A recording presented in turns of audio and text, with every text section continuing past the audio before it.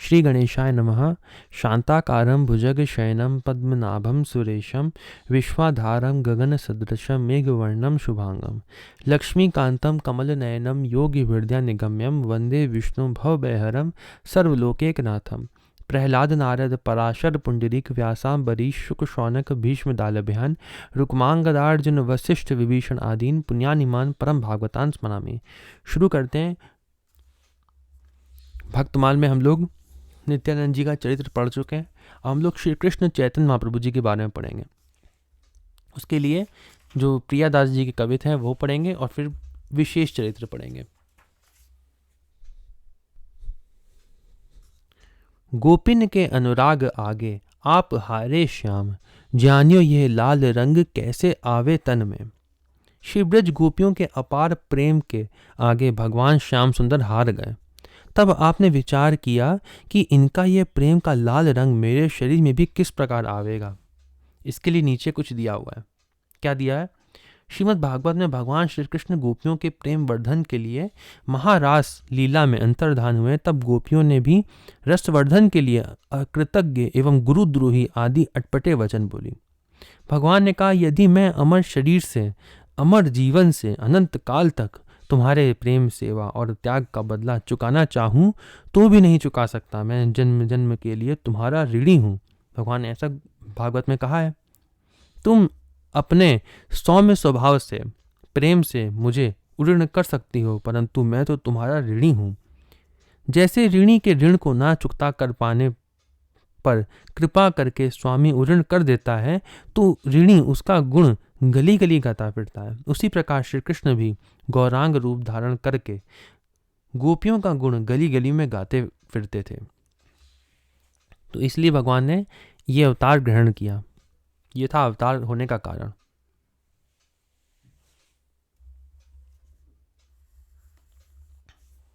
आगे पढ़ते हैं। ये तो सब गौर तनी नख सिक बनी ठनी, खुलियो यो सुरंग अंग अंग रंगे बन में।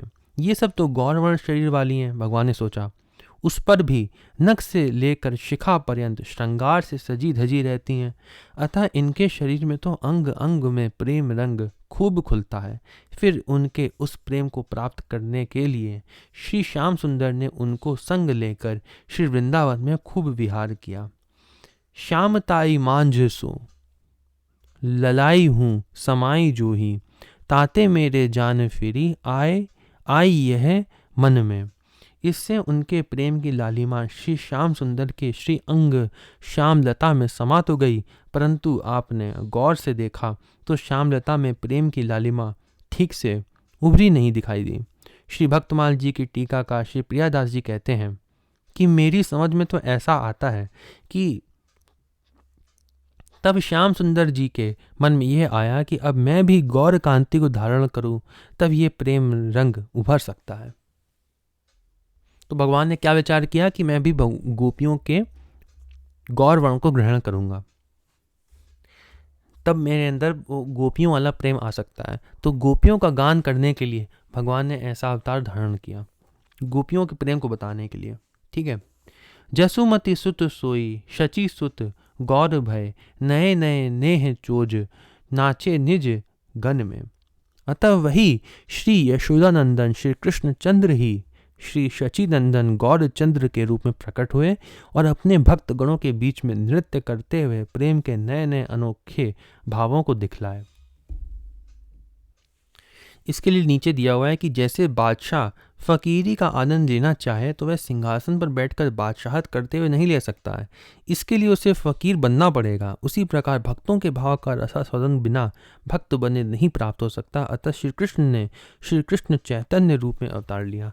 श्री कृष्ण चंद्र राधा भाव से युक्त होकर, ये भी कहा जाता है, जैसे यहाँ पे गोपियों का अर्थ दिया हुआ था, वैसे ये भी कहा जाता है कि राधा भाव से युक्त होकर शची माता के गर्भ रूप सिंधु से भक्ति रूपी संपत्ति को प्रदान करने के लिए चैतन्य चंद्र के रूप में अवतरित हुए। तो राधा भाव भी इन्होंने धारण किया, राधा का भी इन्होंने रंग लिया, इसलिए भी गौरवर्ण कहते हैं।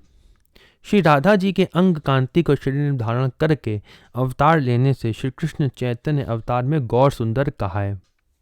ये मीराबाई जी का पद दिया हुआ है। तो मीराबाई जी ने भी ये माना है कि भगवान स्वयं गौरांग महाप्रभु स्वयं कृष्ण है। ये मीराबाई जी का यहाँ पद दिया हुआ है, उसको पढ़ते हैं। अब तो हरि नाम लो लागी, सब जग को यह माखन चोरा, नाम धरियो वैरागी। भगवान जो माखन चोर जो थे, अब उन्होंने वैरागी नाम धर लिया है। कहम छोड़ी वह मोहन मुरली, कहम छोड़ी वह गोपी, मूड मुड़ाए डोर कटी बांधी, माथे मोहन टोपी। मात जसोमती माखन कारण, बांध्यो जाको पाव, श्याम किशोर भय नव गौरा, श्याम किशोर भय नव गौरा, चैतन जाको नाव। पीतांबर को भाव दिखावे, कटी कोपीन कसे, गौर कृष्ण की दासी मीरा, रसना कृष्ण बसे। मीराबाई जी ने भी ये माना है कि स्वयं चैतन्य महाप्रभु, गौरांग महाप्रभु स्वयं कृष्ण है और वो इन्होंने ही अवतार धारण किया है। आगे पढ़ते हैं। आवे कभु प्रेम हेम पिंडवत, तन होत कभु संधि संधि छूटी, अंग बढ़ी जाते हैं।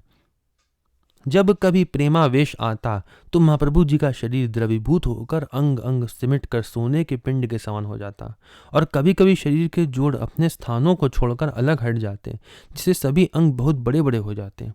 ऐसा विलक्षण भगवान का देह होता है। ये तो हम लोगों को मालूम ही है कि भगवान का देह जो है वो स्वयं भगवान ही बनते हैं, देह और भगवान अलग अलग नहीं होते हैं। और एक न्याय रीति थी, आंसू पिचकारी मानो, उभे लाल प्यारी भाव सागर समाते हैं। आपकी एक लोक विलक्षण रीति ये भी थी कि आपकी आंखों से ऐसा अश्रु प्रवाह चलता था मानो पिचकारी छूट रही हो। इस प्रकार आप सदैव युगल सरकार श्री प्रिया प्रियतम जी के भवसागर में डूबते रहते थे। ईशिता बखान करो सो प्रमाण याकों कहा, जगन्नाथ क्षेत्र नेत्र निरखी साक्षात है।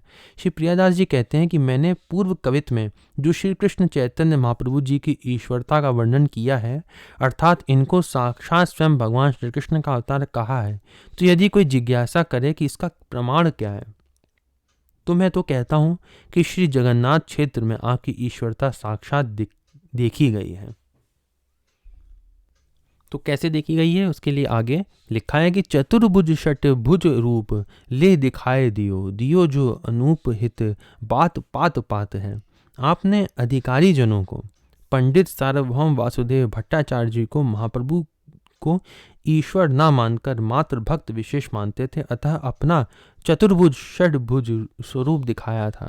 तथा आपने जो लोकोत्तर प्रेम का दान किया वह तो अनेकों ग्रंथों के पन्ने पन्ने में है एवं सर्वविदित है, जैसे चैतन्य चरितामृत और भी जो हम लोग ने पिछली वीडियो में पढ़े थे। जैसे यहाँ लिखे हैं चैतन्य चरितामृत, चैतन्य महाभागवत, चैतन्य मंगल, चैतन्य चंद्रोदय आदि अनेक ग्रंथों में है वह तो।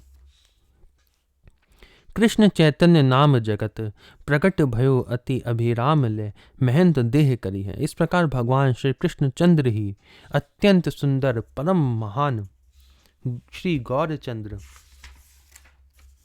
के रूप में अवतरित हुए तथा संन्यास लेने के उपरांत श्री कृष्ण चैतन्य इस नाम से जगत में विख्यात हुए। जीतो गौड़ देश भक्ति ले सहु न जाने कोई, सो प्रेम सागर में बोरियो कही हरि है।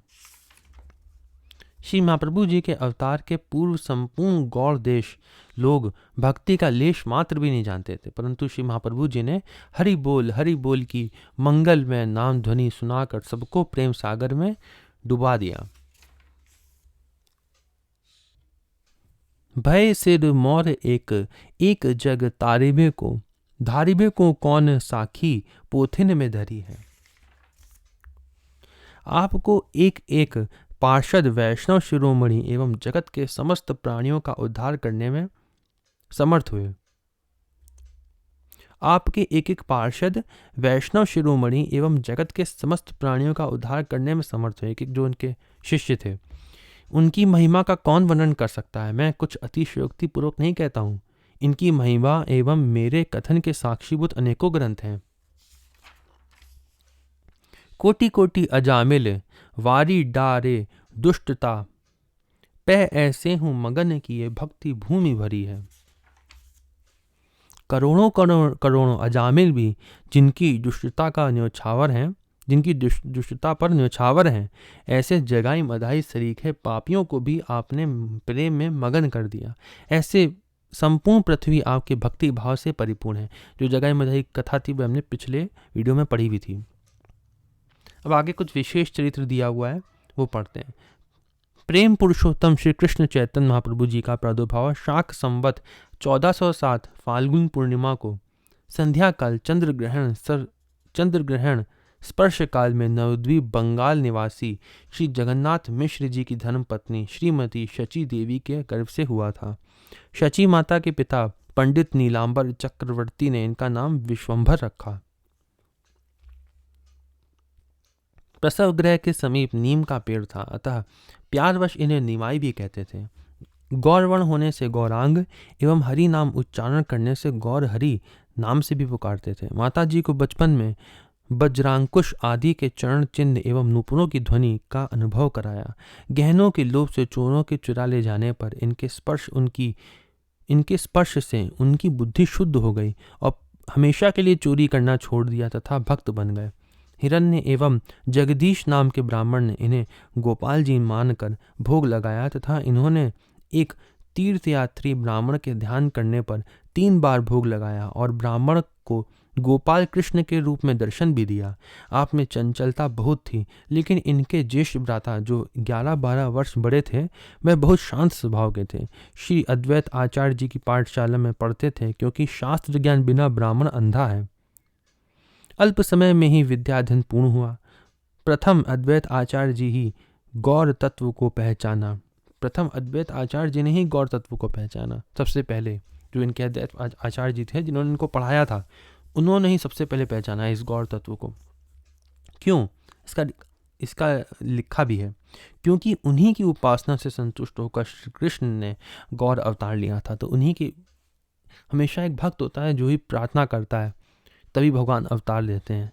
ऐसा हम लोग ने कई बार ऐसा देखा भी है शास्त्रों में भी। जैसे प्रहलाद जी की प्रार्थना पर नरसिंह भगवान आए थे, प्रहलाद जी ने प्रकट किया था नरसिंह भगवान को। वैसे ही यहाँ पे लिखा है कि उन्हीं की उपासना से संतुष्ट होकर श्री कृष्ण ने गौर अवतार लिया था। ज्येष्ठ भ्राता विश्वरूप के संन्यास लेने पर पिता का परलोकवास हो गया। तत्पश्चात इनका विवाह पंडित बल्लभ जी की कन्या श्री लक्ष्मी जी के साथ हुआ। विवाह भी लक्ष्मी जी के साथ हुआ। इनका एक और भी विवाह हुआ, उसके बारे में आगे पढ़ेंगे।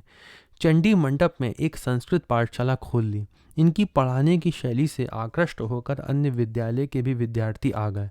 धर्म कर्म में प्रमाद आलस कभी नहीं करते थे। एक बार घर में ही श्रीमन माधवेंद्रपुरी जी के कृपा पात्र श्री ईश्वरपुरी जी का सत्संग प्राप्त हुआ। एक बार शास्त्र वार्चा के उद्देश्य से पूर्व बंगाल की यात्रा करते हुए श्री तपन मिश्र पर कृपा करके श्री हरि नाम का उपदेश किया। 3 महीने के बाद लौटने पर पतिव्रता श्री लक्ष्मी देवी प्रभु के वियोग में शरीर छोड़ दिया। 3 महीने उनको विलंब हुआ तो उनकी जो पत्नी थी लक्ष्मी देवी, उनके वियोग में उन्होंने शरीर छोड़ दिया। श्री शची माता का मन रखने के लिए श्री निमाई पंडित ने अपना दूसरा विवाह नवद्वीप निवासी राज पंडित श्री सनातन मिश्र जी के सर्व लक्षण संपन्ना कन्या विष्णुप्रिया के साथ किया। दूसरा विवाह विष्णुप्रिया जी के साथ किया। श्री गया धाम की यात्रा में प्रेम का समुद्र उमड़ पड़ा। वहीं श्री ईश्वरपुरी जी ने आकर श्री कृष्ण भक्ति की दीक्षा शिक्षा प्रदान की। प्रेमावेश में वृंदावन की ओर भागे, लेकिन संघ के लोग नवद्वीप लौटा लाए। गुरुजनों के आदेश से पुनः पाठशाला खोली, लेकिन श्री कृष्ण भक्ति का ही पाठ पढ़ाते एवं श्री हरि नाम संकीर्तन करते रहते। इन्हें प्रेम का रोग लग गया था, अतः मुख्य हरि नाम संकीर्तन का केंद्र श्रीवास पंडित के घर को बनाया। कुछ विद्वेषी लोग काजी चांद खा एवं नवाब हुसैन शाह से शिकायत की। काजी ने कुछ यवनों को लेकर संकीर्तन भवन में घुसकर कीर्तन करने वाले झांझ मृदंग खोल आदि को तोड़ फोड़ डाला। तो क्या हुआ, किसी ने शिकायत करी इनसे, हुसैन शाह से। उन्होंने आकर कीर्तन का जो सामान था, झांझ मृदंग खोल, वो सब तोड़ फोड़ दिया।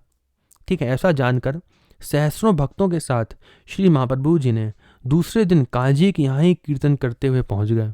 तो दूसरे दिन महाप्रभु जी जो थे अपने भक्तों के साथ उनके यहाँ पहुंच गए कीर्तन करने के लिए। काजी घर के भीतर घुस गया। महाप्रभु जी ने काजी को बुलवाया और पूछा, तुमने कीर्तन बंद करने का आदेश क्यों दिया? फिर घर में क्यों घुस गए? काजी ने कहा, अब मैं कभी कीर्तन बंद करने के लिए नहीं कहूँगा, क्योंकि रात्रि में मुझे भयंकर सिंह दिखाई पड़ा और उसने कहा कि यदि कीर्तन बंद कराओगे तो मैं तुम्हारा खोल की तरह पेट चीर डालूंगा। आप साक्षात नारायण हैं, मेरा आप उद्धार करिए। ऐसा सुनकर महाप्रभु जी ने प्रेमालिंगन किया। काजी भी प्रेमोन्मत्त होकर कीर्तन करने लगा। इस प्रकार महाप्रभु जी ने काजी का उद्धार किया। श्रीवास पंडित का इकलौता पुत्र मरने पर भी शोक न मानकर खूब श्री हरिनाम संकीर्तन हुआ। ठीक है, श्रीवास पंडित के एक लौता पुत्र था, उसकी मृत्यु हो गई थी, लेकिन फिर भी उसने शोक ना मानकर हरि नाम संकीर्तन किया। तो महाप्रभु जी को पता लगने पर पुत्र की आत्मा को बुलाकर आत्मकथा कहलवाई एवं सबको ज्ञानोपदेश दिलवाया। 24 वर्ष तक की लीलाओं को आदि लीला कहते हैं। क्या कहते हैं? आदि लीला। तो चैतन्य महाप्रभु जी की 3 तरह की लीला होती हैं, आदि लीला, मध्य लीला और एक अंत्य लीला। तो जो 24 वर्ष तक की लीला है ना इनकी, उसको कहते हैं आदि लीला। मध्य लीला में श्री महाप्रभु जी ने अपने अंतरंग भक्तों को संन्यास लेने की बात बताई। आपने सभी को तथा माता एवं पत्नी को सांत्वना देकर उनकी अनुमति प्राप्त कर माघ महीने में अर्धरात्रि के समय गंगा जी से पार होकर कटवा निवासी श्री केशव भारती जी से आपने विधि पूर्वक संन्यास की दीक्षा ली। आपका नवीन नामकरण श्री कृष्ण चैतन्य हुआ। गुरुदेव की आज्ञा लेकर प्रेमोन्मत्त होकर श्री वृंदावन धाम की ओर चल दिए। साथ में श्री नित्यानंद जी थे। अतः वृंदावन ना जाकर श्री महाप्रभु जी श्री नित्यानंद जी को नवद्वीप भेजकर चौथे दिन शांतिपुरी में श्री अद्वैत आचार्य जी के घर आए। नवद्वीप में सभी लोग चैतन्य महाप्रभु के दर्शन के लिए उमड़ पड़े। माँ के हाथ का भोजन किया एवं सांत्वना प्रदान किया। वहां से श्री जगन्नाथपुरी के लिए यात्रा किए। श्री नित्यानंद जी दंड की आवश्यकता न समझकर उसे तोड़कर फेंक दिया। जब महाप्रभु जी को शोभ हुआ तो नित्यानंद जी ने कहा, मुझे ही अपना दंड समझें। जगन्नाथ भगवान का दर्शन करके एवं सभी जगह तीर्थ यात्रा करते हुए भक्ति का प्रताप दिखाते हुए वृंदावन आते समय जन्मभूमि नवद्वीप में माता का दर्शन एवं श्री विष्णु प्रिया को कृपा करके चरण पादुका प्रदान की। पुनः श्री वृंदावन धाम की यात्रा की। संन्यास के बाद 6 वर्ष तक तीर्थ यात्रा के बाद महाप्रभु जी ने 18 वर्षों तक अखंड पुरी में ही निवास किया। इसे अंत्य लीला कहते हैं। एक बार छोटे हरिदास जी माधवी देवी के यहाँ से महाप्रभु जी के लिए चावल की भिक्षा लाए। पता चलने पर उन्हें त्याग दिया। आपका कथन था कि विरक्त होकर स्त्रियों के साथ किसी भी प्रकार का संपर्क उचित नहीं है। हरिदास जी प्रयाग त्रिवेणी में जल समाधि ले ली। श्री अद्वैताचार्य जी के एक सेवक ने पुरी के राजा से अर्थ धन का सहयोग मांगने पर अपने दर्शनों से उसे वंचित कर दिया। आपका कथन है कि भक्ति की आड़ में अर्थोपार्जन अत्यंत निंदनीय है। तो क्या बताया कि भक्ति के आड़ में अर्थोपार्जन अत्यंत निंदनीय है। इन्होंने बताया अनेक भक्तों के साथ लीला विलास करते हुए 12 वर्ष तक दिव्य उन्माद में रहे, जिसे भक्तगण गंभीरा लीला कहते हैं। एकांत गुफा में निवास किया, जो पुरी नरेश के राजगुरु पंडित काशीनाथ मिश्र के विशाल भवन में एक गुफा की भांति एक छोटा सा एकांत स्थान था। इसी का नाम गंभीरा है। अंत में गोपी विरह की भांति श्री कृष्ण प्रेम में मग्न रहते हैं। अंततो गत्वा शाके 1455 संवत 1560 का आषाढ़ मास था। एक दिन के तीसरे पहर श्री महाप्रभु जी जगन्नाथ जी के मंदिर की ओर दौड़े। सबके देखते देखते मंदिर में प्रवेश हो जाने के बाद दरवाजा स्वतः बंद हो गया और चल एवं अचल जगन्नाथ एक ही कार हो गए, दोनों एक ही कार हो गए।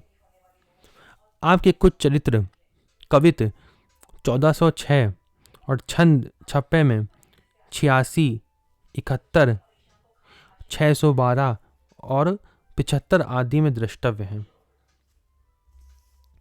ये कवित थे और ये छंद थे। जो और भी हम लोगों ने चरित्र पढ़े हैं, पहले भी पढ़े हैं, वह सब यहाँ पे लिखेंगे और कहाँ कहाँ चरित्र हैं। जितना इसमें दिया था उतना यहाँ पे समाप्त होता है। और चैतन्य चरित्रामृत में बहुत अधिक इनकी सभी लीलाएं दी हुई हैं। हम भविष्य में उसको भी पढ़ेंगे और